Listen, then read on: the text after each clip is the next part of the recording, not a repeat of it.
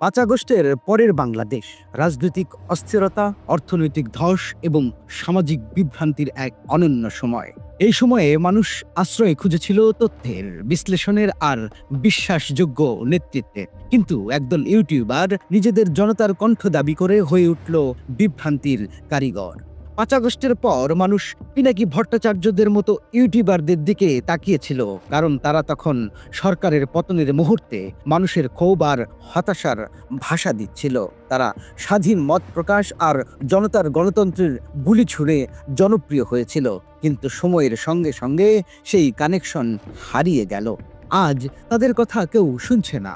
শুধু কিছু টোকাই ধরনের ফলোয়ার ছাড়া এই ইউটিউব বুদ্ধিজীবীদের আর কোনো সামাজিক প্রভাব নেই, কারণ তাদের কথায় বাস্তবতা নেই, দেশপ্রেম নেই, আছে শুধু বিদেশি ন্যারেটিভ আর ক্লান্ত ষড়যন্ত্রের গল্প। একসময় তারা দাবি করেছিল সেনাবাহিনী এখনই ক্ষমতা নেবে, কু হচ্ছে, জেনারেল ওয়াকার সরকার ফেলতে যাচ্ছেন, কিন্তু দেশের মানুষ তাতে সাড়া দেয়নি। কারণ মানুষ এখন বুঝে গেছে এইসব গুজব তৈরি হয় ইউটিউবের ভিউয়ের জন্য, দেশের জন্য নয়।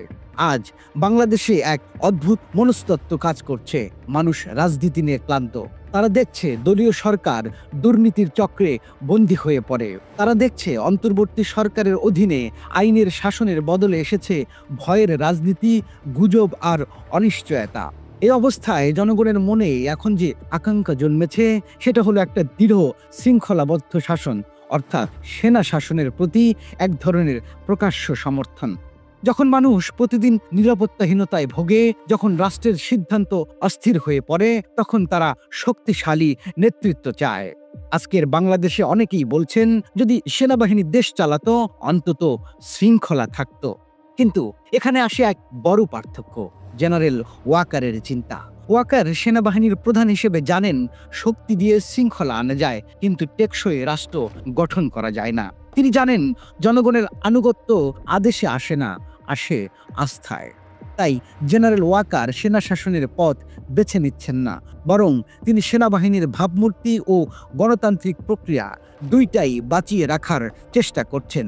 অনেকে হয়তো এটা বুঝতে পারছেন না, কিন্তু তার সিদ্ধান্তের ভেতরে আছে গভীর রাজনৈতিক দর্শন। সেনাবাহিনীকে জনগণের আস্থা হারাতে দেয়া যাবে না। এখন যদি জেনারেল ওয়াকার চেয়ে বসতেন, তাহলে আজই রাষ্ট্র তার হাতে চলে যেত, কারণ মানুষ প্রস্তুত। তারা চায় শক্ত নেতৃত্ব, শৃঙ্খলা এবং আইনের পুনঃপ্রতিষ্ঠা। কিন্তু ওয়াকার সেটি করছেন না, কারণ তিনি দেখছেন আরো বড় চিত্র। তিনি জানেন সেনা শাসন মানে সাময়িক স্থিতি, স্থায়ী সমাধান নয়। তিনি চাইছেন এমন একটি গণতন্ত্র যেখানে সেনাবাহিনীর সম্মান রক্ষা পাবে আর জনগণও রাজনীতির বিশ্বাস ফিরে পাবে।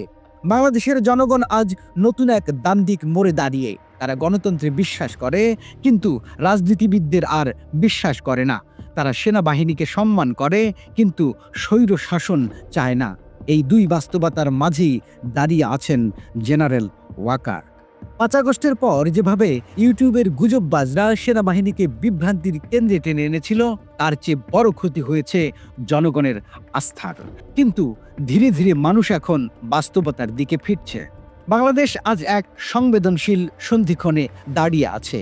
একদিকে জনগণের কামনা, শক্ত নেতৃত্ব আর সেনা শাসন, অন্যদিকে জেনারেল ওয়াকারের চাওয়া গণতন্ত্রের ধারাবাহিকতা।